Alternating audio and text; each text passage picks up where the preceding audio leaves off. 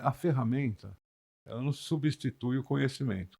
Então, se eu pegar um piano Steinway de cauda, eu só vou conseguir tocar a escala de dó e aí, mesmo assim, errado. Eu não vou ter a desenvoltura de um pianista de concerto, não vai me dar essa habilidade. Assim como se eu abrir o Microsoft Word, eu não vou escrever igual o Paulo Coelho nunca. Então, se usar a ferramenta Revit, o ArchiCAD, não vai me dar assim, pô, você vai ser a Zaha Hadid. Não vai ser, não vai ser mesmo. Então, assim, você não queira ser aquilo achando que a ferramenta vai te trazer coisas que você não tem. Então, essa promessa, que é a promessa da indústria, isso é falso. Fala aí, arquiteto Júlio na área. E começamos mais um AECTech, aquele podcast de tecnologia na arquitetura, engenharia e construção. E hoje eu tô aqui com um visitante ilustre, uma pessoa que vai passar todo o ensinamento dele aí de BIM na parte de coordenação, o Leonardo. Boa tarde, Júlio. Boa tarde a todos os colegas. É um prazer enorme estar aqui, Júlio, batendo um papo com você sobre BIM, coordenação de projetos, enfim, todos esses aspectos que a gente tem trabalhado faz muito tempo. Legal, Leonardo. Acho que primeiro apresentar quem é o Leonardo, para quem está Tá escutando, né? bom. Vamos lá, eu sou Leonardo Manzioni, sou engenheiro civil, sou formado na Escola Politécnica em 1980, sou mestre em engenharia pela Escola Politécnica em 2006, sou doutor pela Poli também em 2013, e eu sou o primeiro doutor com especialização em BIM no Brasil. A minha tese é exatamente sobre o desenvolvimento de uma estrutura conceitual para a gestão do processo de projeto colaborativo com o uso do BIM. É uma tese que já teve mais de 10 mil downloads no site da USP. Eu dou aula na Escola Politécnica há 11 anos de planejamento do processo de projeto no curso Poli Integra, que é o MBA da Poli. Em 2021, eu escrevi um livro com o professor Silvio Melhado e o professor Claudino, que se chama BIM e Inovação em Gestão de Projetos, já com foco na ISO 19650, foi o primeiro livro a tratar da ISO 19650, e com o prefácio, que eu gosto muito de dizer para todos, do professor Rafael Sachs, que acho que vocês conhecem, inclusive que ele foi da minha banca, é uma pessoa de grande estima da gente.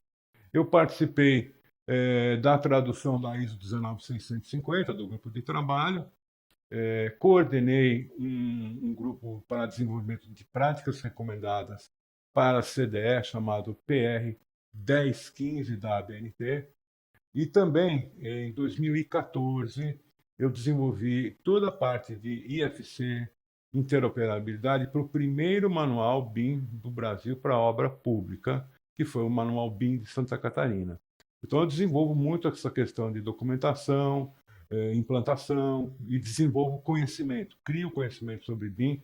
E, mais recentemente, aliás, saiu ontem o plano de execução BIM da Prefeitura de Belo Horizonte, da Sudecap, que eu desenvolvi ali com uma equipe muito grande, muito boa, que é um plano de execução já mais robusto, já também, eu acho que ele é uma história da arte, que eu fiz todo o levantamento do que existe na literatura internacional e brasileira, e a gente já deu um pequeno passo, colocando coisas relacionadas a IFC, nível de necessidade da informação, colocando as questões da ISO, enfim, eu falei bastante, né? Mas isso é que a gente faz bastante coisa também, né, Júlio? Sabe pouco, né?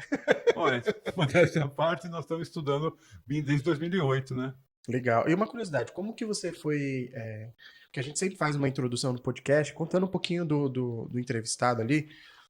Cara, como que você escolheu engenharia? Como que você caiu no BIM? Conta um pouquinho, Olha, eu mas escolhi curiosidade. engenharia, na verdade, uma história um pouquinho interessante. Foi primeiro porque eu achava interessante engenharia civil desde a época de adolescente, assim, eu gostava de ver prédio, mas eu também tinha vontade de ser arquiteto.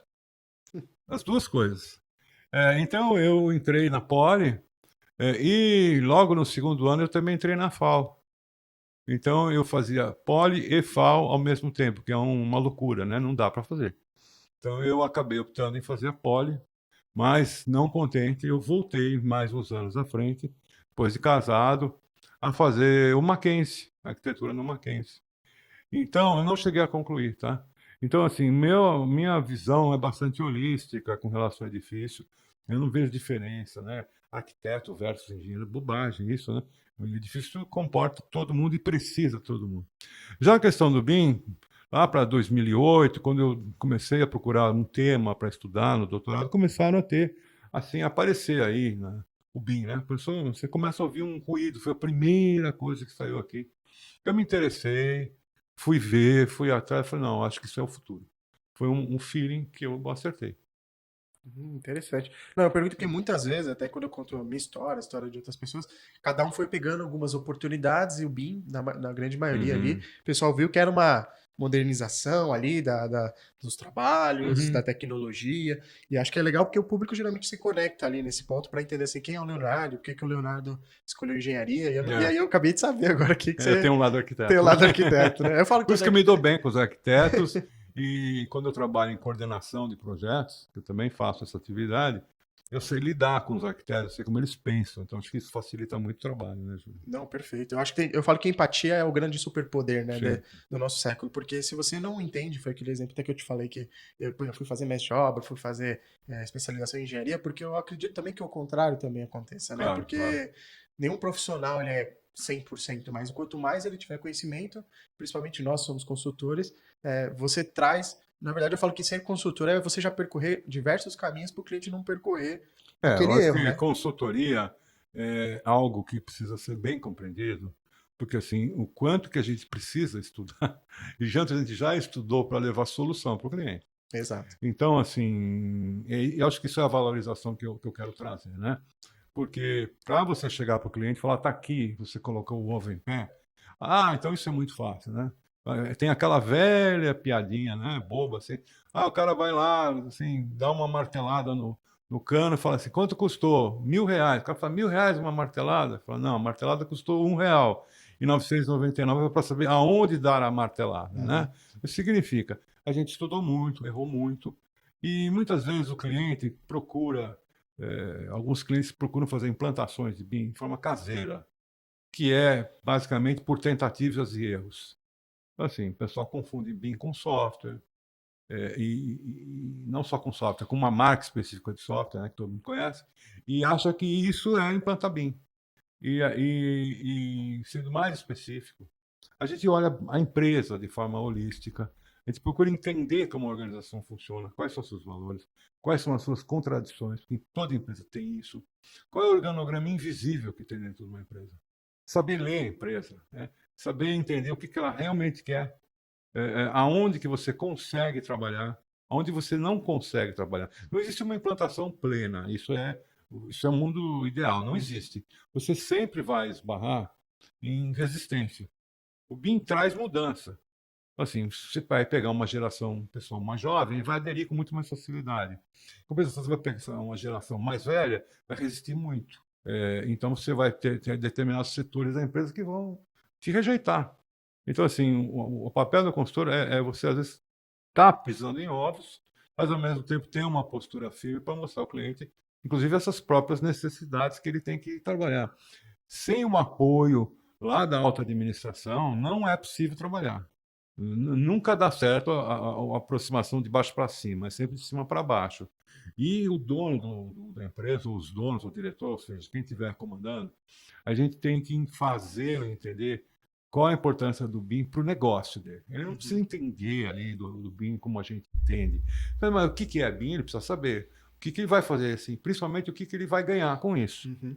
Vai ganhar eficiência, vai ganhar dinheiro, como que isso vai acontecer? Né? Isso ele vai entender, porque ele vai ter que não só patrocinar financeiramente, como ele tem que dar poderes para as pessoas internas que vão liderar o processos, os BIM managers que vão puxar isso, dar poderes para eles tocarem isso Uhum. dentro das empresas. Né? Então, eu acho que o papel do consultor é ter essa sensibilidade. Eu acho que isso tem muito a ver com a experiência.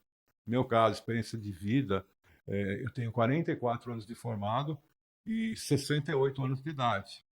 Então, assim, é muito bom a gente ser sênior porque a gente consegue ver isso de um outro ponto de vista e aconselhar as pessoas, né? Principalmente quando elas estão prestes a fazer bobagem, entendeu? Sim, não, E via de regra acontece, né? não, e eu acho que o melhor dos mundos, né? Eu trabalhei em empresas que você tinha as três gerações, né? Então, assim, hoje, igual você fala da geração nova, eu gosto muito de trabalhar com a geração nova. Só que eu entendo que também eu tive que aprender a Uhum. lidar com as gerações, assim como também ter respeito pelas outras gerações. Então, eu entendo quando a gente pega um profissional, um sênior, por exemplo, com pleno e um júnior, se os três estiverem em harmonia e trabalharem junto em prol do negócio, o que que ele quer fazer com aquele negócio, você tem um BIM implantado, por exemplo, que é o maior problema que a gente tem naqueles famosos pilares, Uhum. tecnologia, processos e pessoas, e um ali que é políticas, né? Aham. Então, assim, eu percebo que muitas vezes, você já fez esse estudo, Leonardo, mas eu cheguei na empresa, cara, por que que é a terceira vez que essa empresa está tentando implantar BIM?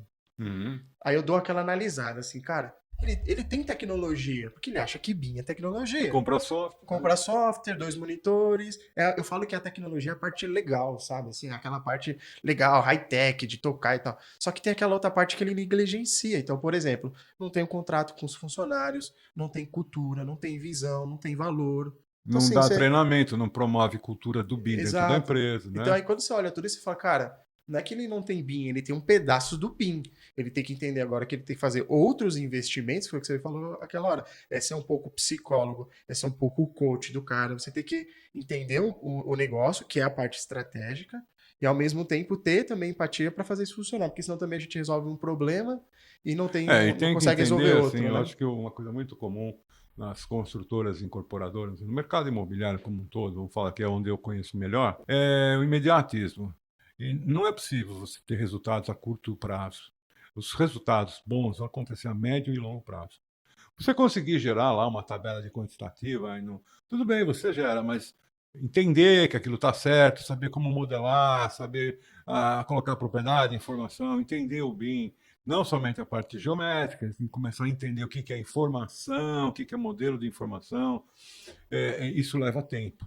Isso leva Sim. tempo, né? É, eu lembro que tinha eu tinha uma diretora que ela falava assim, Júlio, é mais fácil eu contratar alguém que saiba Revit, ferramentas, ou alguém que sabe arquitetura. E aí naquela época, sabe o que a gente fez? A gente fez uma experiência. Hum, Eu falei assim, ó, contrata 10 que sabe ferramenta, contrata 10 que sabe arquitetura. Vamos ver quanto tempo demora para eu ensinar BIM, para quem sabe já arquitetura, e para quem sabe BIM aprender arquitetura. E a gente uhum, chegou no seguinte veredito, que tanto quem sabe Revit ou a ferramenta vai aprender BIM, ou vice-versa, se ele não tiver o alinhamento dos valores da empresa, claro. comprometimento, prazo, qualidade, tudo, tanto faz. E a gente Uhum, chegou à conclusão de que não é nenhum e nem o outro. É os soft skills que interessava mais do que esses hard skills. uhum, Então aí quando a gente começou a entender, falou, putz, agora eu entendi como é que joga esse jogo. Porque a gente estava contratando só por quem sabia a ferramenta, e depois só quem sabia a arquitetura, mas aí às vezes o cara tinha outras falhas, que mesmo que ele sabia a arquitetura e ele foi aprendendo no Revit, mas ele falava assim, meu, pra que eu vou estudar esse programa? Então o problema não estava nele saber arquitetura, estava na questão de estar associado às visões e os valores que a empresa queria ter. sim. E aí quando a gente entende, opa, no pilar pessoas, então é isso que eu tenho que trabalhar. Né? Eu diria, Júlio, sem interrompendo um pouquinho, que é a parte mais difícil de trabalhar. O problema sempre está nas pessoas. O problema sempre está fica entre a cadeira e o monitor, né? O problema é É o esse. people. É aí que é o problema. Aí cada empresa tem uma organização diferente. Não adianta a gente falar assim, olha, não, é sempre a mesma coisa, porque não é. Vai se encontrar perfis diferentes, culturas de empresas diferentes. O Brasil é um país muito grande. Se você for para o Nordeste, se você for para o Norte, lá para o Sul, aqui no Sudeste, você vai encontrar terminologias diferentes até para as coisas, Sim. nomes diferentes, jeitos de ver, jeitos de fazer negócio diferentes. Assim, é muita variabilidade que tem em jogo, né? Agora, sendo mais objetivo, uma das coisas que eu queria falar para você, além da implantação, é sobre gestão e coordenação de projetos, né? E eu acho que isso é um tema importante, porque se hoje as construtoras estão querendo extrair orçamentos, enfim, coisas mais avançadas, elas precisam saber que elas precisam ter qualidade nos projetos. Tudo começa pelo projeto. O projeto é a porta de entrada da tecnologia BIM, basicamente. Menos que você já vai direto fazer um laser scan, mas você mesmo assim você vai transformar num modelo que acaba virando projeto, né? Assim, e aí o que a gente percebe, né? Que existe Eu acho que a primeira coisa seria esclarecer o que é realmente gestão e o que é coordenação. Vamos primeiro pegar esses dois itens. A gestão, ela vai cuidar de tudo que tem a ver com o projeto. Ela vai falar com a estratégia do negócio, ela vai falar com os custos envolvidos, ela vai assessorar todo o empreendimento, ela vai ser o quê? A gerenciadora, interna ou externa. Isso é a gestão. E dentro dela, então eu costumo dizer que são círculos concêntricos. Eu tenho a coordenação, que está contida na gestão, e dentro da coordenação existe um pedaço que se chama compatibilização. Aí vamos falar agora só da coordenação. A coordenação de projetos, ela se divide, como se fosse uma árvore, em dois galhos. O primeiro galho, ela se chama assim, coordenação técnica do projeto. O que é a coordenação técnica? É basicamente avaliar se as soluções estão adequadas, em termos de engenharia e arquitetura, se os requisitos estão sendo seguidos, se são soluções econômicas, enfim, analisar criticamente o projeto, analisar como os projetistas estão trabalhando, trabalhar isso com eles. Então, essa é a parte técnica. E dentro da parte técnica tem o desenvolvimento dos modelos que exige a necessidade da compatibilização. Agora, se a gente for pensar, antes de falar da compatibilização, vou só falar do segundo galho dessa árvore, que é planejamento e controle. Por que precisa ter isso? Porque é o seguinte, projeto é um processo. A gente fala processo de projeto, eu não falo projeto, eu falo processo de projeto. Porque como processo, ele pode ser racionalizado, organizado e planejado para ter uma gestão efetiva. Eu estou falando não só de cronograma. O cronograma é um resultado de um processo que você mede o tempo. Assim, como que você monta um planejamento? Assim, como que você faz isso? Existem técnicas para fazer isso. Basicamente é desenhar o processo de ser feito o projeto. Só para comentar, essa é uma disciplina que eu conheço bem, as pessoas começam a fazer o projeto, fazendo a primeira reunião, já discutindo a parte técnica do projeto, sem saber como é que vai funcionar o projeto. Como é que vai voltar a revisão, quem vai ser, em que momento que as coisas vão acontecer. Por isso que acaba existindo uma profusão de reuniões de coordenação, que acaba sendo uma coisa massacrante, porque a qualquer momento você não sabe faz reunião, você faz reunião, você tem reuniões em excesso, né? Porque isso é ineficiência. A ineficiência vem do desconhecimento do processo e da forma de fazer a gestão.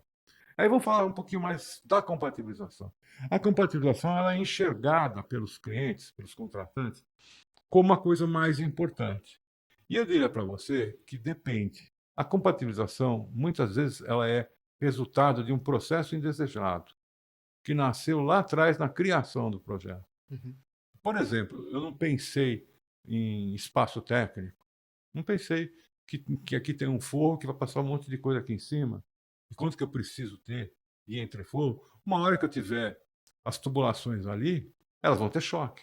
Se eu não pensei que eu tenho prumadas e vão passar dentro de shaft, eu vou descobrir na hora que elas não conseguirem passar. Então, assim, então eu prefiro, ao invés, antes de a gente falar em clash detection, eu gostaria de falar de uma coisa que chama clash avoiding. Evitar o clash custa mais barato do que correr atrás dele. Uhum. E evitar o clash, eu vou evitar em que momento? No momento que eu estou concebendo o projeto. Eu, complementando o que você disse, eu lembro muito quando eu fui fazer especialização de gestão de projetos, e uma das disciplinas era justamente análise de risco, e também como que eu lidava com problemas. E aí foi a primeira vez que eu me deparei com o PMBOK.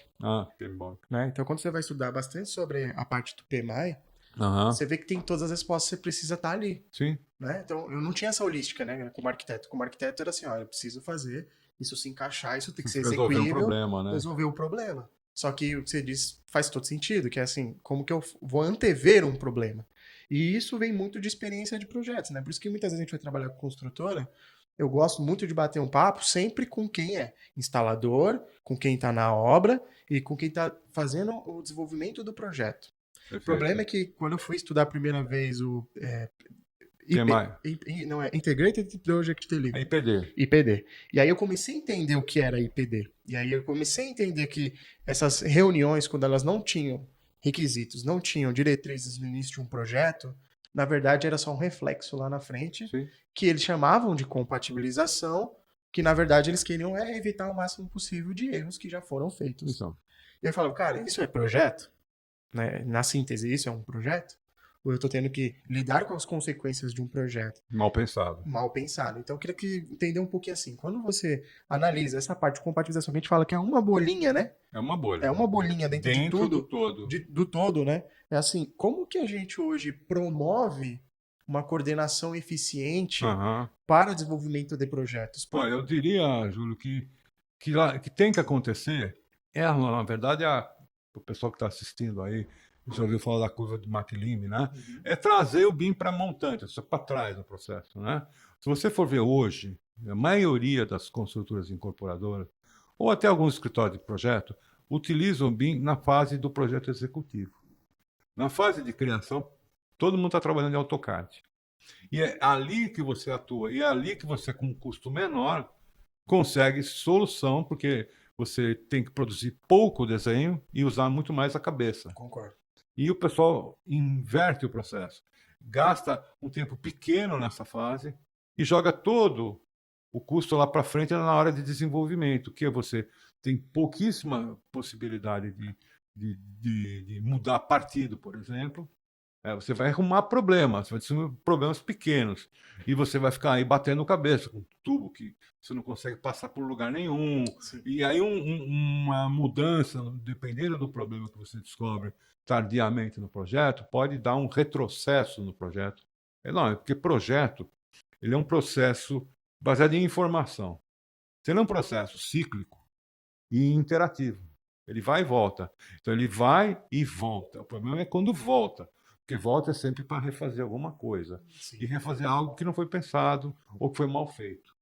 Na verdade, tem um problema também muito grande de cultura, né? Porque assim, eu lembro que eu participei de um projeto junto com o Bizer Catiborian, que foi a faculdade Rudolf Steiner. Uhum. Cara, foi um processo feito desde o começo, em BIM.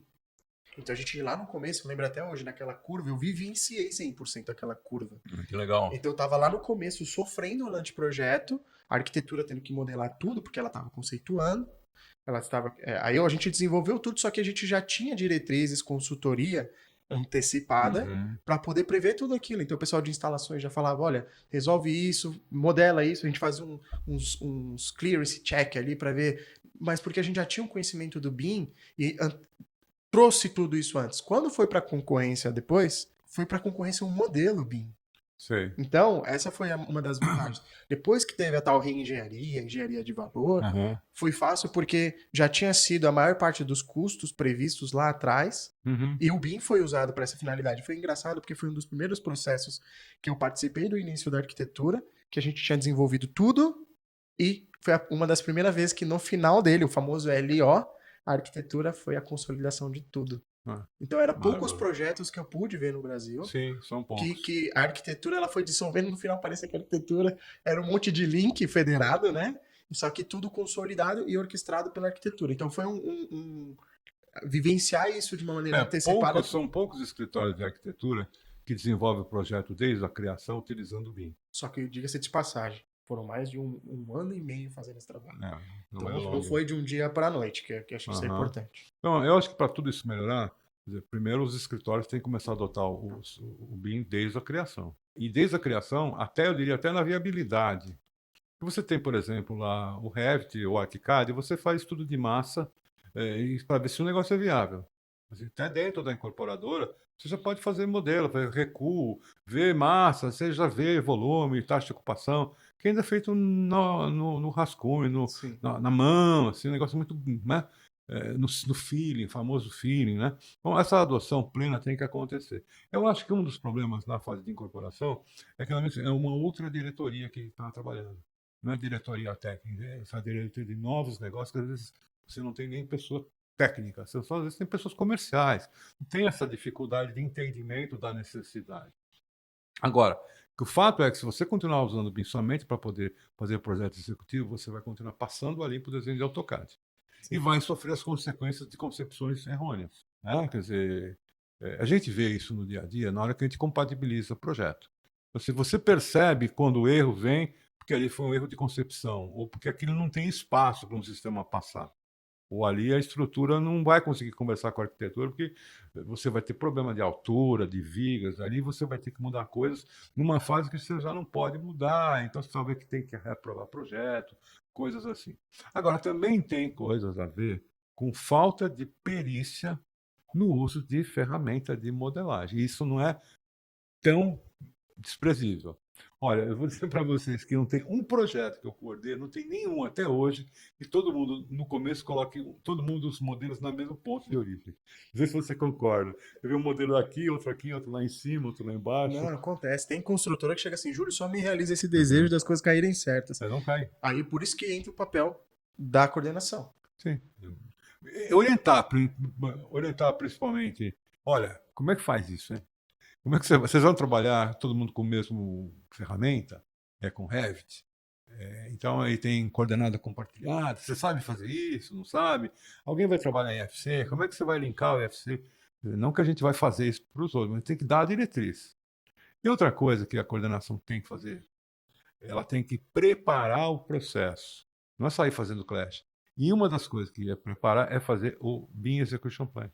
E eu te digo mais, Leonardo, acredito que daqui a um tempo, toda essa parte de Clash, sendo bem sincero, a IA vai suprimir isso daí. Porque assim, é um trabalho ordinário. Você ficar fazendo detecção de interferência, coletando, fazer um relatório para entregar. Porque no final, o que interessa... É reativo, né, Juliano? Não é proativo, é reativo. Então assim, eu acredito muito que daqui a um tempo as IAs aí vão estar tomando conta, só que precisa de alguém para orquestrar, que é o ponto que a gente está colocando aqui agora. Eu acho que você levantou um ponto interessante na IA. Eu acho que os softwares BIM tradicionais aí, ArchiCAD, Revit, eles vão acabar incorporando. Se é que já não estão estudando isso, né? Claro que estão. Então, assim, você vai começar a ter a incorporação de regras de projeto no próprio interface do software. Ele vai impedir de você fazer coisa errada, ou ele vai te propor soluções de opções que você tem. Design generativo, esse tipo de coisa. Você viu que agora, por exemplo, a Solibri, eles colocaram justamente o Inside dentro do ArchiCAD agora e do Vectorworks, e eu acredito que daqui a pouco também vai ter no Revit e outras ferramentas, porque eles já entenderam que tem que estar parte, se tiver como ferramenta de quem está desenvolvendo projetos, ele já sabe que é onde vai ter eu acho que é perfeito, porque eu entendo que primeira questão, acho que compatibilização, atividade do projetista. Se você entender que essa história de ter um compatibilizador acaba sendo um projetista que não faz projeto e fazendo markup, quando na verdade cada projetista tinha que olhar o seu modelo e colocar os modelos dos outros para ver se o modelo dele não está interferindo. Quer dizer, o profissional, se ele está com, sei lá, ele é um cara que faz mapping, aí ele tem que pegar a estrutura, pegar a arquitetura e ver se está batendo. É simples, né, como eu estou falando. Não é tão simples que eles não fazem. Não, e não é só isso. A gente pega próprias instalações, né? Quantas vezes num trabalho que a gente participou, nem entre as próprias disciplinas exatamente. Hidráulica batendo com ar-condicionado que bate com a elétrica. Mas isso não é erro só de projeto. Isso é um erro de departamento de entender que o projeto dele é um produto e ele não tem controle de qualidade. Então, eu analiso desta forma. Então, eu até falo para todo mundo, por mais que ele contrate o Leonardo, o Júlio, para fazer clash, fazer compatibilização, analisar projeto. Cara, eu falo sempre assim, eu sou a favor de que o projetista tem que fazer a modelagem, o projetista tem que fazer a coordenação do seu próprio trabalho, e o projetista tem que fazer a análise de qualidade de clash ou interferências da sua própria disciplina. Mesmo se ele fizer com toda a plenitude, cada um com a sua disciplina e as disciplinas que tocam ele, ainda assim tem erros que vão para a obra. Sim, então, por isso que a gente fala que eu concordo com o seu ponto de vista, que eles têm que fazer seu próprio trabalho. A gente até dá cursos de compatibilização, ensinando o próprio projetista a resolver na própria ferramenta dele os problemas, mas em contrapartida eu também mostro o papel do coordenador de, por exemplo, quem que vai olhar a norma? Quem que vai olhar todas as consistências de tudo como vai funcionar? Correto. Eu entendo que essa é a holística de fato de um coordenador. Sim. Né? Não só fazer clash. Ele pode até fazer clash, mas é uma das atividades entre várias, atividades, né? E que ela é confundida com o todo. O papel de comunicação, quem que vai fazer o papel Articulação, de comunicação, indução do trabalho colaborativo. Um dos problemas que você gera clash ainda as empresas trabalharem em silos de informação que não se comunicam. Então, assim, cada um faz o seu projeto isolado. E isso é um gargalo. A coordenação tem que promover essa troca. Ela tem que fazer isso acontecer. E não só através de reuniões, mas também intensificar o uso de CDE. Perfeito, você falou tudo. Porque assim também, o que que adianta? Eu lembro que a gente pôde participar de um trabalho juntos quando você estava mexendo com o BeamSync, na época do Ceoto, lá Puxa vida, foi em 2018 Mas você aqui. vê que eu lembro.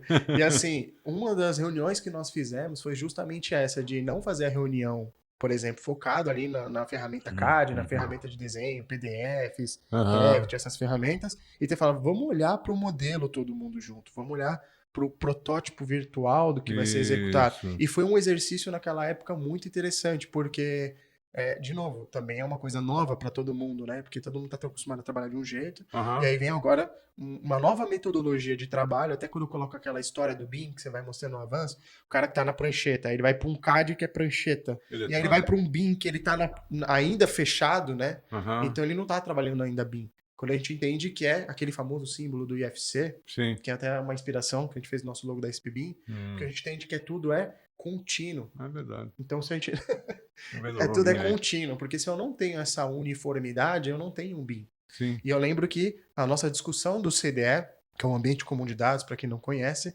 era assim: quando a gente faz um bom PEB, ou BEP, quando você tem um sistema de armazenamento de dados BIM, e você tem uma coordenação, aí você começa a te falar em BIM. Para lá direito. Se você não tiver um CDE, isso atrapalha muito o coordenador. Não é que atrapalha pouco, atrapalha muito. Nossa, E se você não implantar o padrão BCF para comunicação, sim. o BIM Collaboration Format, não sei se você quer explicar o que é para quem não sabe, Júlio, você não quer dar uma Sim, palhinha aí para quem não sabe o que é BCF? Pessoal, o BCF é o formato de comunicação onde você vai fazer, em vez de fazer aqueles relatórios antigos de Excel, planilhas e tudo mais, você faz a comunicação através de um CDE ou do seu modelo BIM, e essa informação ela leva de uma forma geolocalizada para o seu outro modelo BIM. Então, basicamente, você fala BIM, né, através de informações que estão contidas em um ambiente digital. E ela gera um slide com a descrição do problema, responsável e data.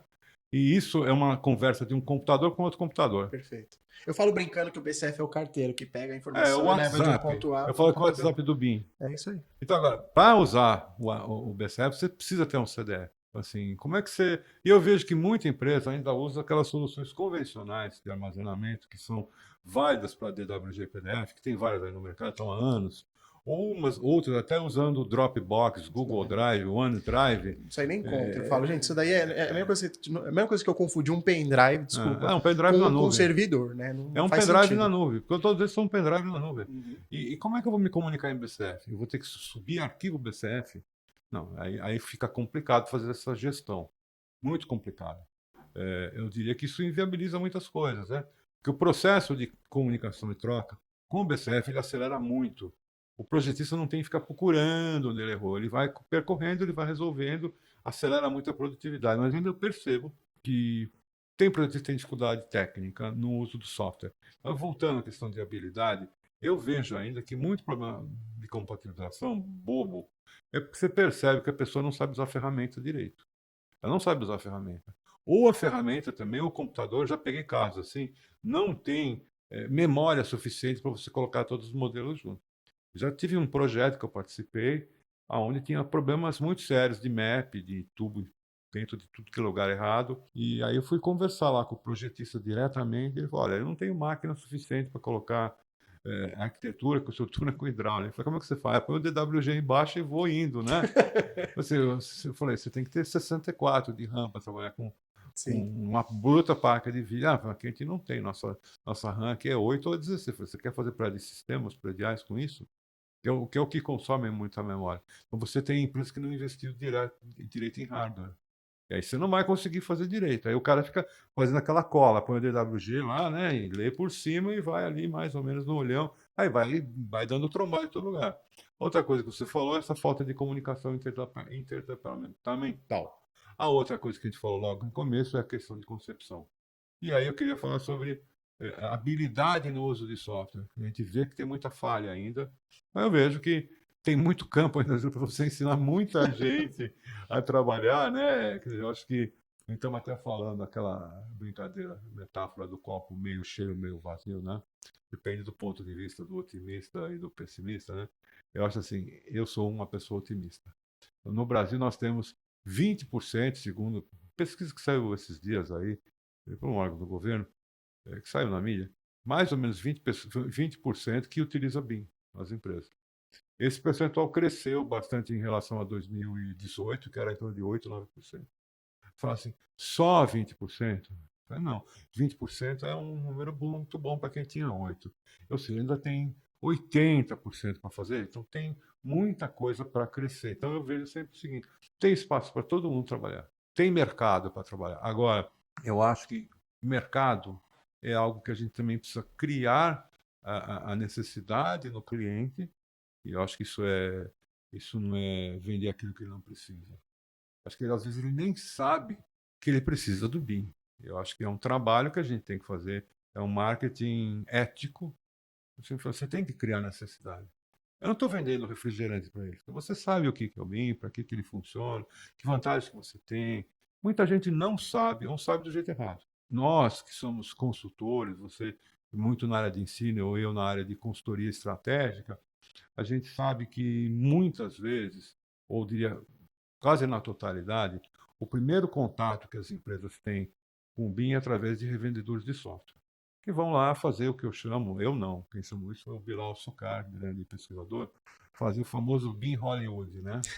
Que é aquele BIM que funciona todo, sabe? Você aperta o play, né? Logicamente, você não está com o software. É o cara que vendeu que um botão é BIM, né? Exatamente, né? Tipo assim, uma coisa é você pegar um vídeo e apertar o play e funciona tudo. Outra coisa é você abrir o Revit lá e começar a travar, e começar a dar tela lá, né? Começar a dar bug, né? Mas assim, o primeiro contato que ela tem é com um revendedor de software, que é o que faz o que se chama BIM Wash. Tem muito BIM Wash, né? Que é dar um banho. BIM Wash é aquele. Você vai dar uma lavada, igual dar um tapa de tinta na sua casa. Você vai pintar, você vai passar uma lata de tinta, então uma lavada de BIM. E numa demonstração de meia hora, ele promete sonhos e coisas impossíveis, e as pessoas acreditam, né? Quer dizer, todo dia na rua sai um. Você tem um problema que sai um otário e um esperto na rua. E o malandro. O problema é quando eles se encontram. E parece que acontece com uma frequência muito grande ainda. E as empresas acabam caindo nessa questão. Eu acho que a gente existe, consultor existe exatamente para auxiliar o cara a tomar o caminho certo. Então, escolha de ferramenta, ela não é a primeira coisa que tem que ser feita. Ela vem depois. Porque pode ser ferramentas de software, você tem muitas ferramentas, muitas possibilidades. E também tem uma questão de, por exemplo, nós que utilizamos aqui diversos softwares, tem uma questão de uma análise profunda de escolha de software. Eu falo, gente, as escolhas é seu dia a dia que você vai lidar com aquela ferramenta, não é só uma questão financeira, né? Então, questão operacional, questão estratégica, questão de, tem funcionários, tem mercado de trabalho para esse software, tem biblioteca, é programável, e igual você falou aqui, a limitação do hardware. Cara, você não fazer um projeto porque o software limita, ou você tá com hardware limitado, sabe? Isso não deveria acontecer. Esse é até um ponto que eu queria que você falasse, que assim, quando a gente vai fazer a coordenação, muitas vezes a gente vai fazer lá o famoso plano de execução para aquele empreendimento, faz as perguntas para o cliente, que usos você quer ter para esse empreendimento, o que você quer fazer com esse modelo, que problema você quer resolver. E aí muitas vezes você fala, tá, quem são os fornecedores que você tem que vão ser capazes de te entregar isso? E aí a gente faz bastante essas bases de template com origem FC, origem no Revit, origem em ArchiCAD, outros programas entregam uma base para que eles tenham um radar ali, para eles também não saírem fazendo a olho, cada um do jeito que você quer. Tendo muito, como você falou, essa faceta do comunicador, né? Que faça tudo isso daí, esse meio de campo acontecer. Só que isso é uma parcela dentre outras coisas que envolvem quando a gente fala de coordenação. Por exemplo, saber contratar, saber homologar projetista, saber homologar fornecedor em si, né? Que muitas vezes eu falo, tá, aquele cara fala que faz um bom projeto, pede para ele mandar 3 modelos aí, vamos dar uma olhadinha no modelo deles, vamos ver essa informação que ele gera. E também acontece muito aí por uma expertise que eu fui aprendendo também, assim, de, cara, esse modelo, vamos ter que quebrar esse modelo. Esse modelo não vai poder ser um único empreendimento porque não vai ter máquina que vai rodar isso. Para você atender essas expectativas. Você sabia que tem arquiteto que não sabe que é possível fazer isso? Que acha... Eu peguei Sério? um empreendimento enorme aí, não vou falar o nome, né? Mas é um empreendimento de hotelaria, vários blocos, e foi concebido como um modelo único. Era um arquivo de Revit de, sei lá, 300 e tantos megas. Enfim, eu fui abrir na minha máquina, ficou meia hora para abrir. Virou um drone, seu computador. Ficou fervendo lá. Falei, peraí, não dá certo. Não dá certo. Você precisa quebrar em blocos. Ah, não, mas aqui sempre deu. Tem esse entendimento que você tem que particionar o modelo e isso dá muito mais agilidade, né? Para quem não sabe disso. Se Não, o modelo fica mais leve, você pode gerar. Imagina, se você tem um blocão assim, aí você tem que editar uma porta. Aí você tem que gerar um UFC do modelo inteiro, porque você mudou uma porta de lugar. Olha que absurdo, subir uma revisão inteira. Ao passo que se você particionar o modelo pavimento, você depende um pouco da lógica do edifício, né? Se é garagem, tipo, ou se ele tem um edifício horizontal, isso vai ter que ser pensado. Mas uma das vantagens é, primeiro, que o modelo fica mais leve. Segundo, que isso propicia a condição, caso for necessário, de fazer projetos simultâneos. Você pode trabalhar cada lote com mais gente, liberar frentes também, liberar a né? frente de Uhum. serviço, né? Então, isso facilita a gestão. Você acelerar o projeto, como você precisa colocar mais recursos, se você está com ele subdividido, você pode pôr mais equipes. Isso facilita bastante. Agora, isso é uma estratégia, a gente chama de estratégia de federação, que tem que ser pensada no início do projeto, quando você vai desenvolver o Business Execution Plan, o BEP. Qual vai ser? Isso é fundamental, essa estratégia de federação, como é que vai quebrar? Como é que vai quebrar o modelo? Como é que cada um vai fazer essa organização do modelo? Isso precisa ser muito bem discutido. Eu acho que são esses aspectos estratégicos, assim como você também falou da base para todo mundo colocar as coisas no mesmo lugar. Eu diria que controle de qualidade do projeto, IFC, superar o mito que o IFC tem problema, que não é bem verdade, né? O que tem problema é você não saber gerar o IFC de acordo, você não saber mapear o seu software, não saber mapear o Revit para gerar o IFC adequado, não saber mapear o ArchiCAD para gerar o IFC que você tem, não entender o que é o IFC, precisa começar a entender, tem caras que conhecem hoje já no Brasil, já começam a te explicar, assim, todo esse trabalho aí é o papel do coordenador de projeto. Ele tem um trabalho grande. Então, assim, eu acho que compatibilização, você precisa ter um assistente para fazer. Eu, por exemplo, se eu estou num projeto, e eu trabalho em projetos grandes, basicamente, né? Eu tenho que ter um assistente que fica fazendo aquilo. Né? E a gente vai analisando relatórios. Eu uso o Solibre, caso alguém se interesse. É um software, na minha opinião, adequado, bem mais adequado que o Navisworks, sem falar mal do Navisworks, que é muito bom também. Então, o Navisworks é muito bom. Só que o Solibri ele é muito melhor para parametrizar as coisas, para visualizar, para geração de relatório, BCF, você tira informação dele com muita facilidade, você pode incluir verificação de regra, acessibilidade, então ele é muito amplo, né? Eu até vou dizer mais aqui, fazendo um pouquinho o outro lado também, né, para quem estava escutando, para entender, assim, até quando a gente vai trabalhar com naves, eu falo para as pessoas assim, existem softwares para determinadas finalidades, Aham. certo? Se a gente vai até voltar nos primórdios, o ArchiCAD era só para arquitetura. Agora ele começa a abrir mais o leque para atender outras demandas. Map também, São né? estratégias de empresas de software, né? Então o Revit nasceu numa época para fazer uma parte mais de arquitetura e depois ele foi tanto que ele vai incorporando ferramentas para A engenharia. instalações. O Navis era um programa que foi feito só para fazer análise, né? Então ele era pra fazer basicamente o seu programa mais leve, que importa tudo, né? Só que ele não foi feito para fazer regras de checagem, que é um exemplo que o Leonardo está falando do Do Solibri. Solibri. Então é aquilo que eu falei, existem os carros ali e seus pilotos, né? Quando Uhum. a pessoa vai entendendo, dependendo da necessidade e demanda dela, ela vai escolher aquela ferramenta, porque nós consultores, eu vou usar qualquer um desses programas, seja Solibri, seja Navis. Porque muitas vezes vai depender do modelo de contrato do cliente também. Tem cliente que muitas vezes já fechou um contrato, uma situação da Autodesk, é claro que eu vou dar prioridade para usar o Navis, que é muito mais fácil eu trabalhar do que trabalhar com IFC, por exemplo. Um Uhum. exemplo. Aí eu não, eu vou trabalhar num processo todo Open BIM, com todo mundo com IFC, é claro que aí eu vou dar prioridade para trabalhar, por exemplo, com o Solibri. Então eu sempre coloco, né, para quem está escutando ali, entender que existem, claro, as suas vantagens e desvantagens das ferramentas.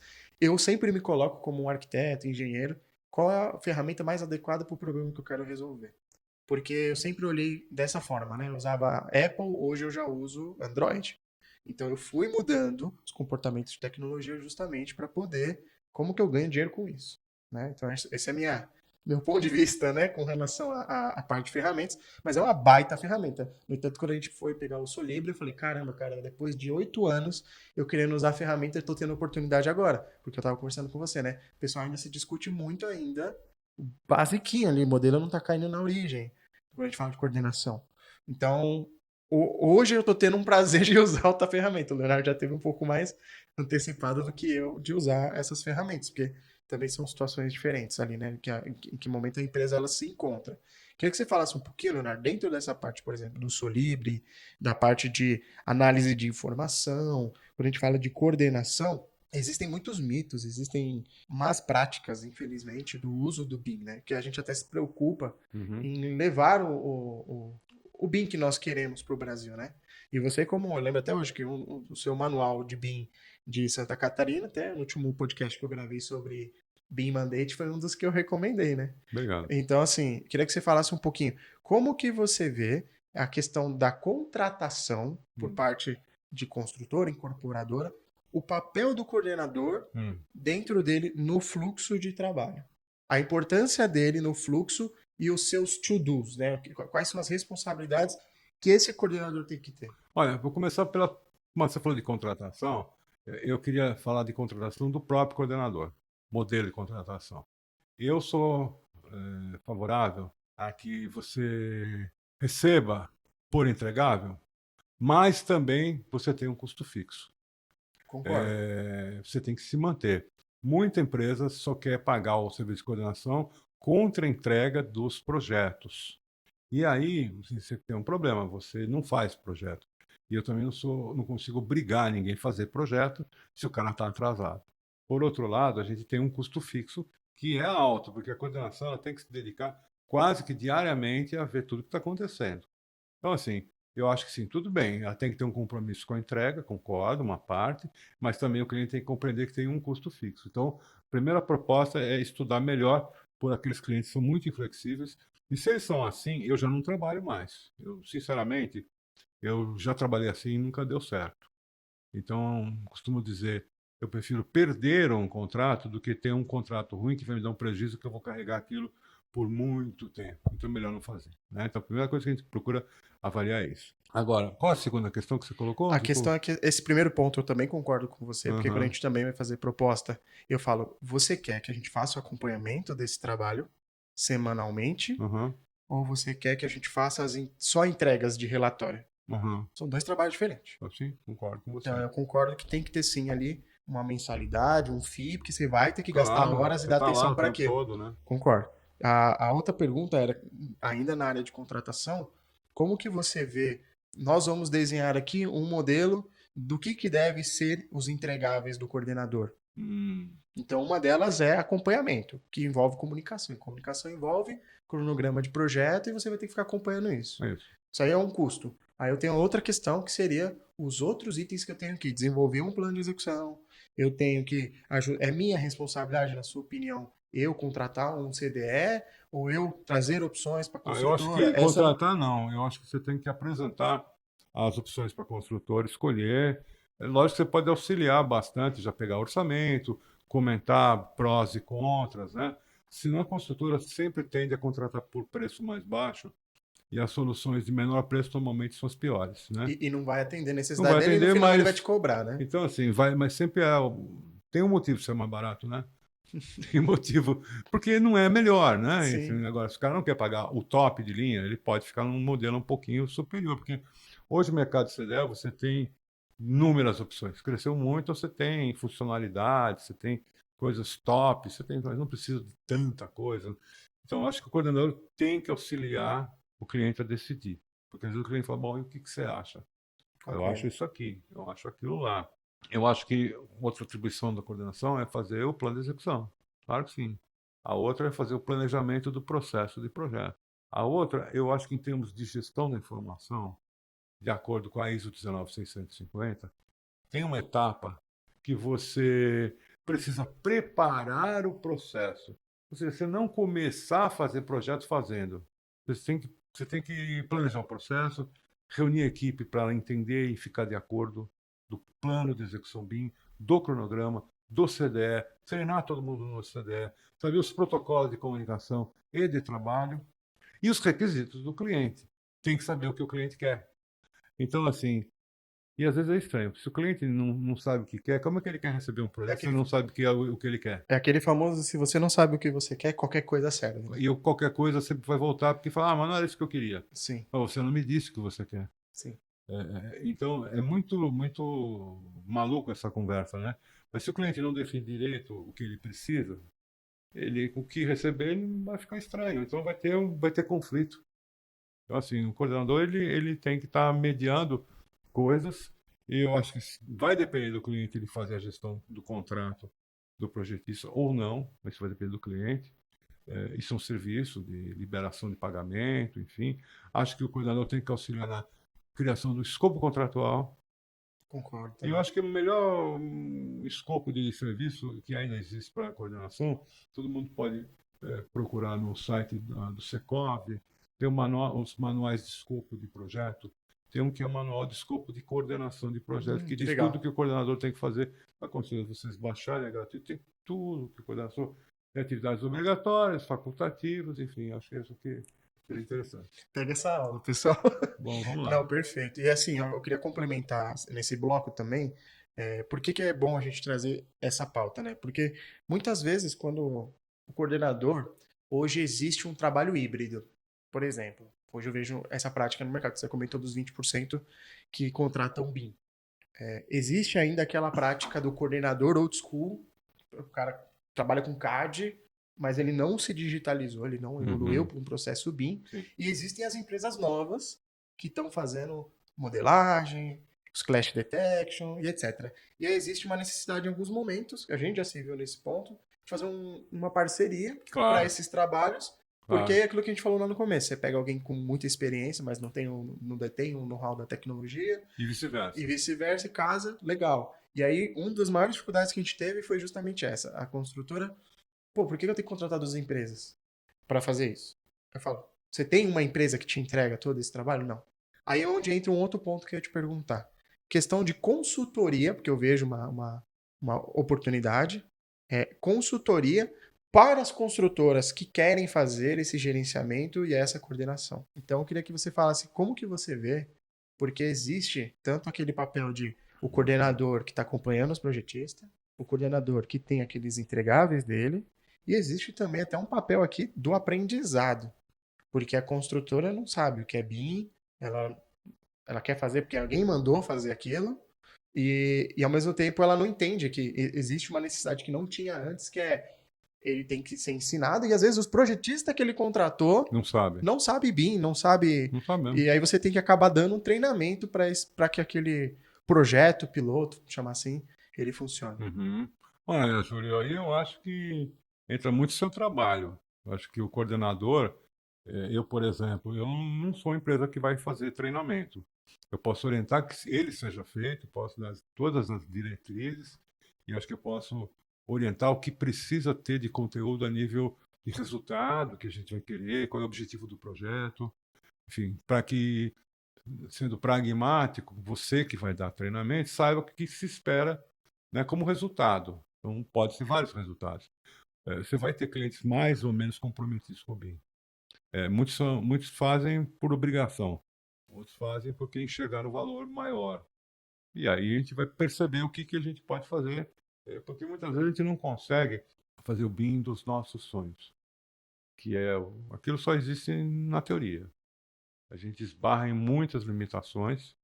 A gente já falou muito de barreiras culturais, tem muita barreira mesmo. Né? A gente tem que avaliar até onde a gente consegue ir, viabilizar como negócio e até onde a gente consegue agregar valor para o cliente, que é isso que importa. E também, eu acho que precisa dizer isso para ele. Ó, você consegue chegar até aqui, você não consegue chegar até lá. Você é um atleta, você vai correr 100 metros em 10 segundos ou você vai levar 1 minuto e meio? Você não, a tua capacidade não é para isso, né? Você não vai ser o Usain Bolt. Você vai ficar lá, você vai levar 2 minutos para andar 100 metros.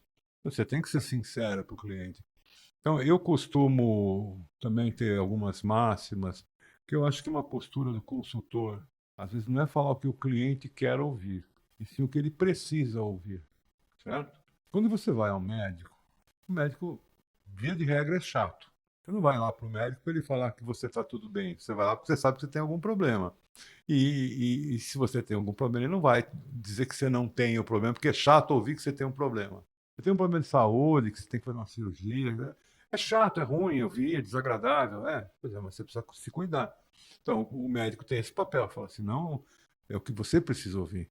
Assim como você vai a um advogado, normalmente você tem algum problema jurídico, um contrato, alguém te está processando, ou você quer processar alguém, ou você fez alguma coisa que não devia ter feito, você tem que se abrir como advogado.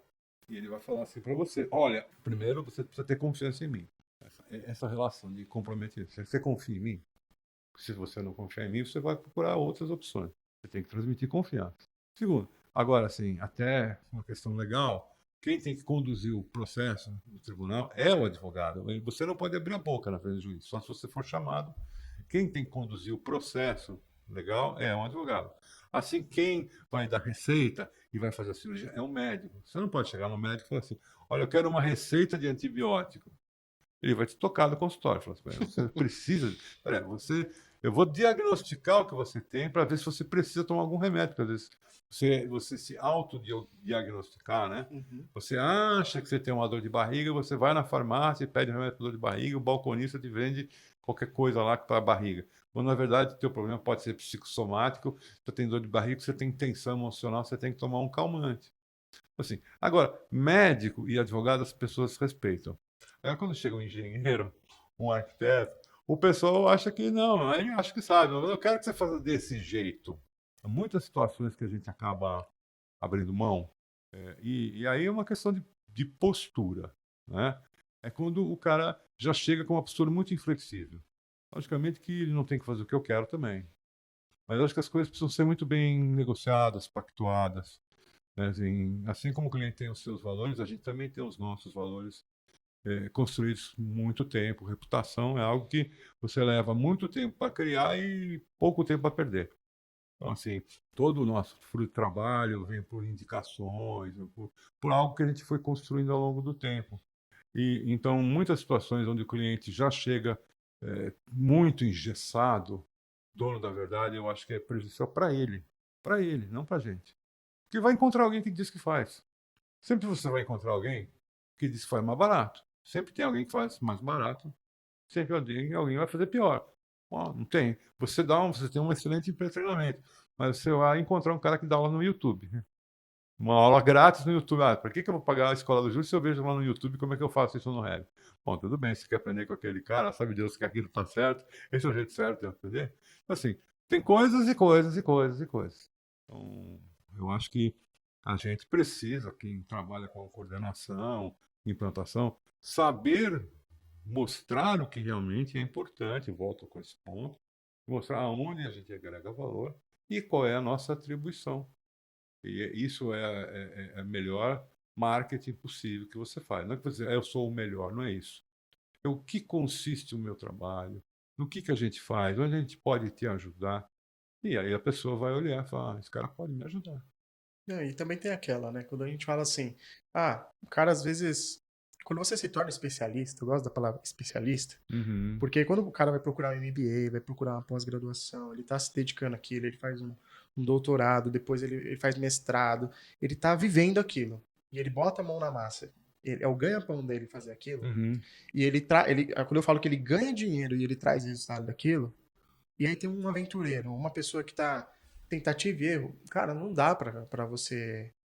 Não dá pra você ter a mesma comparação. É injusto essa comparação. E eu acho que muitas vezes acontece isso, a gente fala bastante sobre implantações de BIM. E o pessoal fala, não, é só lá aprender o programa, tem um BIM Manager, e aí você vai lá e desenvolve um projeto. Aí eu falo, ó, vamos pensar de uma maneira profissional. Hoje qualquer um pode pegar, fazer projeto, tá desenvolvendo um projeto e falar, agora eu sou arquiteto. Joga 5 anos, joga 5 anos de engenharia, arquitetura no lixo. Porque muitas vezes eu falo pra pessoa assim, da mesma forma é o nosso trabalho, independente da área que você atua. Quando eu tô doente, eu vou no médico. Quando eu preciso resolver um problema legal, eu vou no advogado. No outro dia até tava a gente tava pensando no design de podcast, até falei, cara, alguém tem algum arquiteto especialista em podcast pra me indicar? Não, mas Uhum. você é arquiteto, tá? Não é porque eu sou arquiteto, eu Eu sou sei tudo especialista. nisso, né? Eu acho que ter essa humildade de entender assim, eu sou especialista em BIM, em tecnologia, ponto. Aí eu vou buscar especialistas que complementem o meu trabalho para ter aquilo. Então acho que falta um pouco desse discernimento, dessa humildade, eu diria, das empresas que estão procurando implantar BIM, de entender que não é só ir lá instalar um programa, ir lá e comprar só um serviço, entra o nosso papel que você falou de catequizar ali, né? De explicar para o cliente aquela necessidade, que é uma brincadeira cara, que não é uma coisa de um dia para a noite. Ele vai mexer na cultura da empresa, ele vai mexer no dia a dia da empresa, ele vai mexer em contrato. Por que eu falo isso? Porque muitas vezes, quando eu vou numa consultora, incorporadora, escritório de projetos, eu falo, cara, você está preparado para ter outra empresa? Porque não vai ser a mesma empresa. Não vai. As habilidades que é das pessoas que aprenderam na faculdade aquilo não vão ser as mesmas habilidades agora para Sim. trabalhar com BIM. Como assim, Júlia? Aí a gente começa a explicar todos os requisitos que precisa. E eu acho que uma das coisas que eu percebo nas empresas é quando o BIM começa a ser instalado, o BIM começa a te cobrar. Então ele Ah, começa a mostrar que você não tem processo, ele começa a mostrar que você não tem política, ele começa a mostrar que você não tem organização, ele começa a mostrar que você fazer com gato. A gente até tem um ditado aqui que no CAD tudo é no crédito. O cara editava uma cota, o cara editar editava um conta. planta. E no BIM é no débito. Não tem. É verdade. É no débito. Então você vai fazer vamos falar assim, um gato, bicho, vai virar uma jaguatirica aquilo ali, porque automaticamente a cobrança ela é instantânea, né? Sim. Então, é onde eu explico para as pessoas que mudar a cultura da empresa, ou ele se autodescobrir, não sei se você já percebeu isso. A maioria das empresas que a gente implantou, a gente percebeu que em torno de 60% a 80% aproveita o movimento de implantação como inovação na empresa. É verdade. Ele se redescobre como empresa. Ele fala, Verdade. cara, Júlio, você já tem alguém para indicar aqui para cuidar do nosso infraestrutura de TI? Você já tem alguém para indicar alguém aqui que Eles pedem isso, mano. é um movimento muito legal, porque a empresa, ela tá. Às vezes ela aproveita aquilo para se redescobrir, né? Então acaba sendo um fator que impulsiona, porque na hora que eu faço uma entrevista com o cliente, o que motivou ele a implantar BIM, eu deixo ele falar. Né? Eu faço duas perguntas. A primeira é, de 0 a 10, o quanto para você o BIM é importante? Uhum. Se ele fala para mim 5, não é importante. É. Não tem porquê. Não é importante. Aí eu falo, tá, 8, opa, 7. Eu sei que a dor ali tá. BIM não é um objetivo, ele é um meio para você resolver problema. Mas aí ele já sabe que aquele problema já tá tocando É ele, já claro, sabe que é tá importante. prejudicando ele. E aí eu também trago assim, se você fosse resumir, é muito engraçado que nas minhas aulas eu pergunto pra pessoa assim, Leonardo, fala pra mim quem é o Leonardo, sua profissão, o que é BIM pra você, escolhe uma palavra. E eu falo, por que essa ferramenta escolhe uma palavra? É Uhum. engraçado o algoritmo das pessoas quando elas vêm, Hum, porque elas não estão preparadas para aquilo. E é engraçado que eu diria que de 9 a cada 10, quando me fala uma palavra de BIM, ele me traz benefício. Isso é um fato bem importante de interessante, compartilhar. interessante. Ele não fala o que é BIM, mas ele fala: BIM para mim é não omissão. BIM para mim é produtividade. BIM para mim é tecnologia. BIM para mim é Revit. BIM para mim é ArchiCAD. BIM para mim é 3D. É engraçado que eu tô pegando esses mapas, tô pegando esses 4.000 alunos que já falaram e tô criando um crowd word ali Ah, que legal. para eu ter uma noção de palavras que Ah, gritaram ali, porque basicamente no final são essas pessoas que estão propagando o BIM. é verdade. Então é importante quando a gente fala de pessoa física entender, porque no final é o cara que tá ali no batente, E né? se você parar para pensar um pouco, e isso eu tenho percebido, os donos das empresas, eles ficam muito escondidos, né? Você não tem acesso fácil ao dono de uma consultoria incorporadora. Eu diria que você nem ou sabe ou você não tem acesso. Mas você tem acesso a gerentes de projeto, a coordenadores internos, até mesmo de rede social, por exemplo, LinkedIn. E aí essas pessoas que vão ser as formiguinhas que vão levar lá para dentro, e falar, tem esse cara aqui, tem esse trabalho, ou que vai mostrar, ajudar o cara.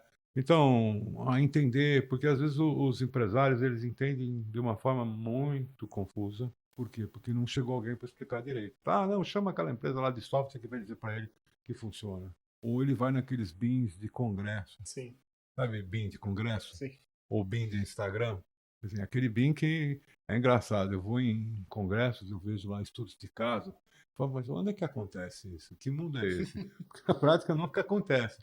Assim, estudo de caso, assim, aconteceu alguma coisa, só que você conta do jeito que você quiser contar, tá Não, certo? mas é o tal BIM Hollywood lá, né? Mas os casos são sempre assim. Assim, aí eu acho que são eventos de marketing, igual você colocar modelo no Instagram. Então, assim, essa comunicação ela acaba sendo muito superficial. O que realmente toca o empresário é o bolso. Então, assim, ele está implantando o BIM por quê? É porque está na moda? Vai gastar tudo isso porque está na moda? Ou porque realmente você tem um problema, alguns problemas, que você percebe que você não consegue mais resolver da forma convencional, como projetos sem compatibilização, projeto atrasado, projeto que vai com problema lá para a obra, depois você tem que ficar quebrando a obra inteira para arrumar, orçamento com quantitativo errado, obra com planejamento inadequado. Você tem tudo isso, tudo isso. Então, aí o BIM pode te ajudar? Pode, logicamente que não é somente a tecnologia. A gente tem que atuar no processo de trabalho.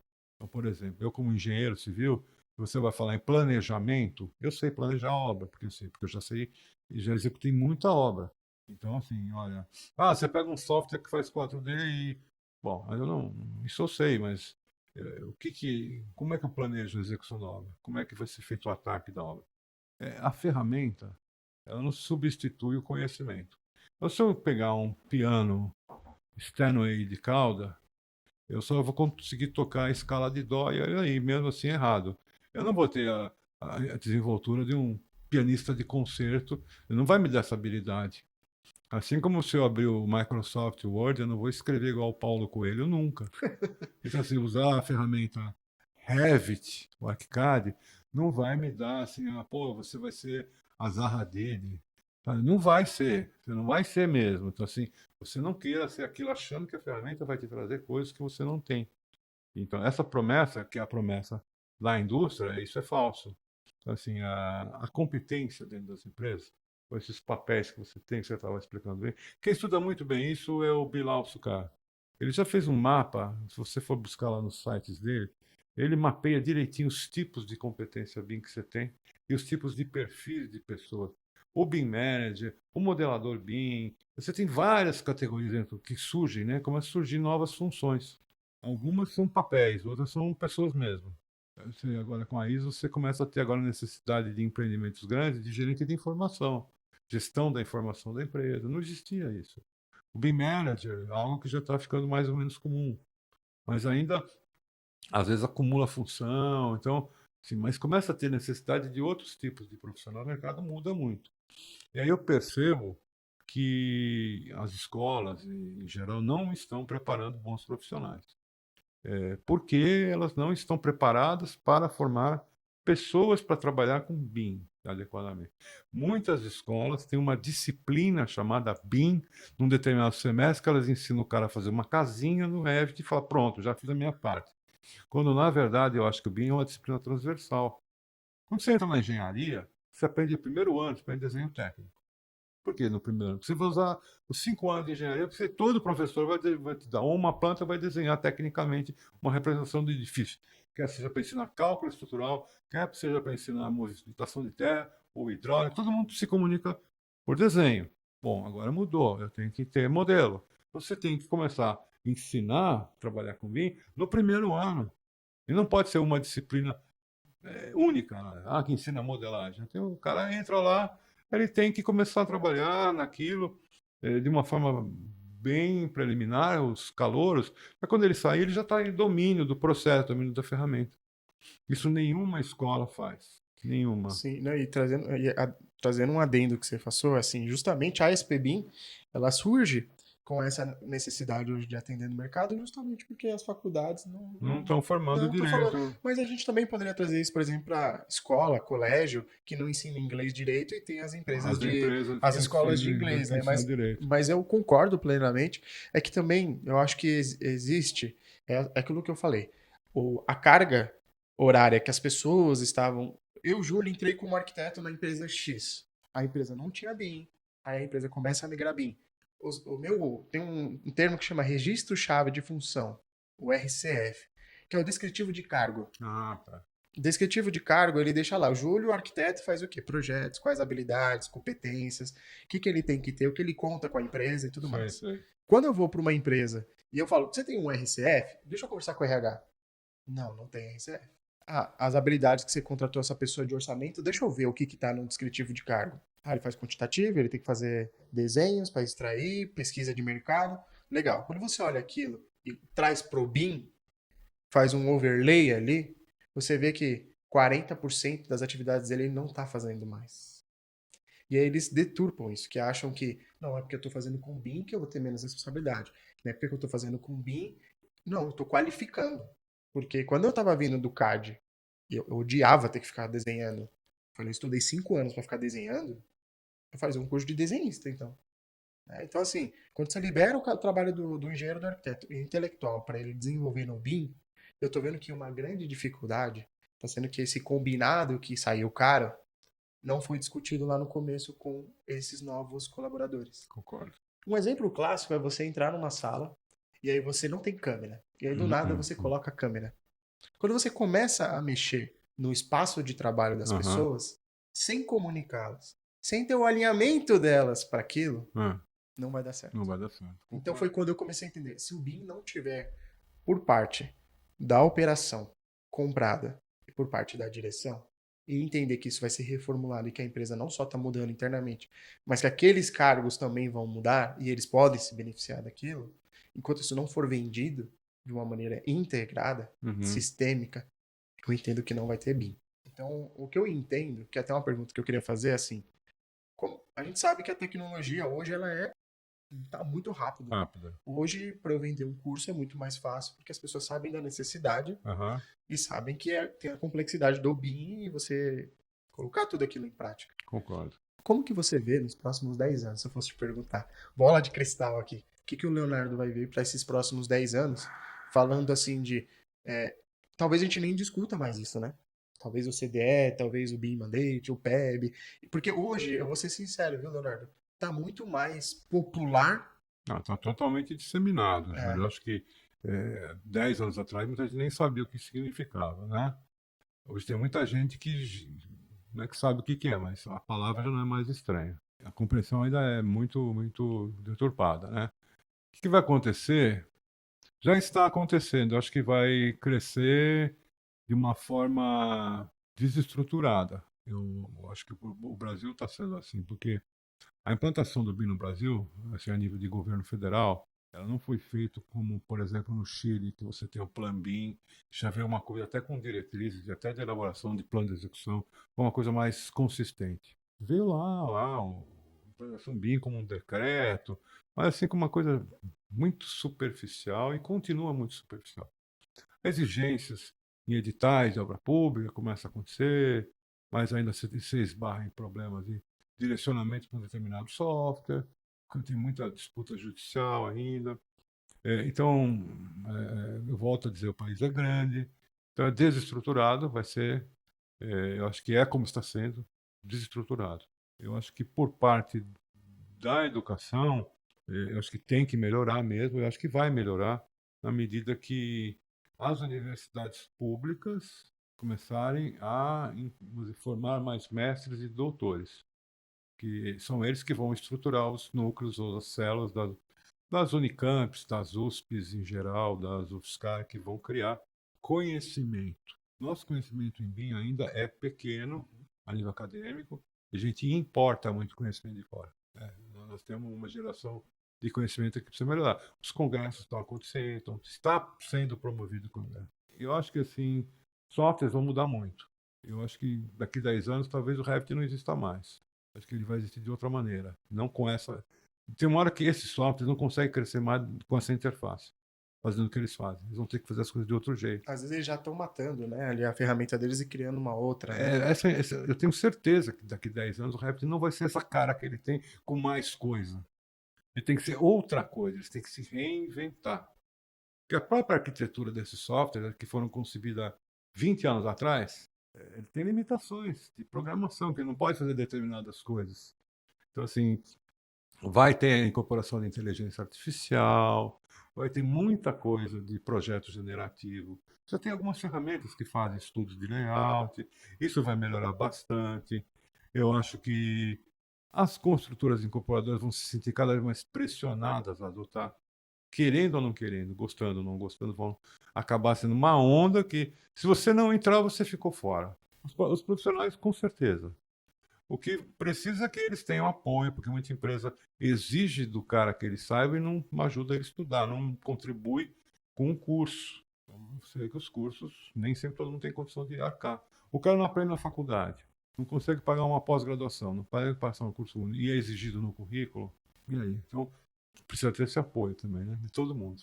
Perfeito, Leonardo. Concordo plenamente com o que você colocou. Também tem eu diria, previsão, né? Na verdade, eu acredito muito que o Brasil, eu sou um patriota, eu acredito que o Brasil tem um potencial muito grande do BIM. Eu entendo que tem as suas barreiras, suas dificuldades, mas hoje que nem eu tenho muito menos esforço para explicar o que é BIM do que eu tinha Claro, 8 anos atrás, né? concordo. Então, e muitas vezes sim, tem gente que fala, ah, o decreto é assim, a gente que está nos bastidores sabe como que é a dificuldade, mas de uma certa forma eu apoio, né? Eu falo, ó, galera, por que que ele foi primeiro pro BIM 3D, depois 4, 5? Por que que É claro que a gente foi também muito penalizado pela pandemia, né? De Teve fato, muitas coisas. Eu diria que ser brasileiro não é fácil para nós realmente fazer essa ó, implantação. A gente nos depende muito de últimos anos, softwares. principalmente. A gente depende muito de softwares externos. A nossa moeda é fraca. Existem várias outras coisas que Aham. contribuem. Mas eu também vejo um movimento muito, muito interessante do BIM no Brasil. A gente trouxe muitas pessoas boas para falar nos podcasts, justamente pessoas que estão fazendo a diferença ali e vivem com aquilo, né? Então eu acredito também esse caminho que você comentou dessas, eu acho que vai ter mais oportunidades, se você me perguntasse, juro. O que você acha? Eu acho que vai ter mais oportunidades. Eu acho que vai ter mais demanda de trabalho, vai ter uma necessidade maior de tecnologia. E aí o que você falou, essas empresas elas vão ter que dançar ali para, eu acredito que tudo não vai ter mais computador, acho que vai ser tudo streaming. Acredito que você vai logar, usar seu programa na nuvem, você nem vai. Hoje já acontece com alguns programas, Acontece. porque não cabe mais, né, dessa mesma forma. Por último, Leonardo, queria que você trouxesse aqui para nós Realmente o pessoal deixa uma mensagem final ali, né? Se você fosse passar para quem quer entrar no BIM ali, para uma construtora, incorporadora, aquele pequeno padawan ali que está na empresa lutando, tentando trazer o Leonardo, a SP BIM, tentar levar essas empresas para Eu fazer a acho transformação. que o BIM vale a pena. Vale a pena o esforço, vale a pena o investimento. Eu sou muito otimista, eu acredito muito, né? E estou vendo cada vez mais as coisas acontecerem. Eu sempre procuro ver o lado bom das coisas. Eu acho que o Brasil tem espaço para todo mundo trabalhar, para profissionais. O mercado está crescendo. Quem vai demandar o BIM fundamentalmente são os órgãos públicos e as empresas grandes que vão demandar. São elas que puxam o carro. Então elas têm que continuar fazendo esse seu papel. Tudo depende da economia. A gente sabe que a nossa economia ela varia muito. Ela está atualmente entrando com mudança de governo, ela está entrando num outro ciclo econômico. O Brasil entrou numa fase de crescimento que não se via nos últimos 9 anos. Que o Brasil fez isso, agora está fazendo isso. A gente não sabe como vai ser depois do atual governo. Como é que vai ser? A gente não sabe. Assim, isso flutua muito economicamente, isso impacta no investimento. Então, a gente sabe que hoje São Paulo é um canteiro de obra, mas a gente sabe que tinha muito investimento represado, porque o cara não sabe, melhor ele segurar o dinheiro do que ele começar a fazer obra e não conseguir vender, né? A parte habitacional, eu acho que ela tem um mercado enorme, principalmente habitacional popular. A demanda de habitação popular no Brasil é gigante. Eu não sei se é obrigatório, mas acho que o governo deveria obrigar no Minha Casa Minha Vida ter o uso do BIM, sim. Porque aí você vai ter um consultor no Brasil inteiro fazendo. Acho que isso ajudaria a disseminar e melhorar, inclusive, a qualidade das coisas que a gente vê. A transparência, né? O BIM melhora a transparência. Você saber quanto que vai ter de quantidades lá numa obra pública, você começa a ter freios ali para auditoria, coisas que hoje você não tem. Então, assim, eu acho que tudo vai melhorar. Eu sinto isso. A gente sente isso na medida que a gente começa a ter trabalho, começa a ter novas ideias e começa a criar uma boa expectativa e a gente está vendo, sim, evolução. Então, eu aconselho a todos. BIM vai fazer bem, você que não sabe, você tem que entrar nessa, tá bom? Era isso que eu queria dar. Recado, agradecer o Júlio, o pessoal da SPBIM pelo carinho aqui em me receber, pelo tempo que você dedicou aí com a gente, tá? E a gente tá aí para novos papos que você, quando você quiser. Eu que queria agradecer, Leonardo, pelo seu tempo, pela vasta experiência aí como professor. Leonardo foi uma das pessoas que eu segui ali no começo do BIM, né? Eu tava falando até da sua participação no governo, dos seus ensinamentos que eu utilizei no começo, bebi um pouco dessa fonte também. Queria agradecer seu tempo e uma honra aqui estar aqui conosco na SPBIM e no AECTech. Pessoal, você que está escutando o podcast, não esquece aí das 5 estrelas no Spotify, compartilhar com algum arquiteto, engenheiro e mostrar que é possível sim para o BIM, assim como o Leonardo que trouxe todos esses insights, essas dicas importantes para você que quer trabalhar com o BIM. Obrigado e até a próxima, pessoal.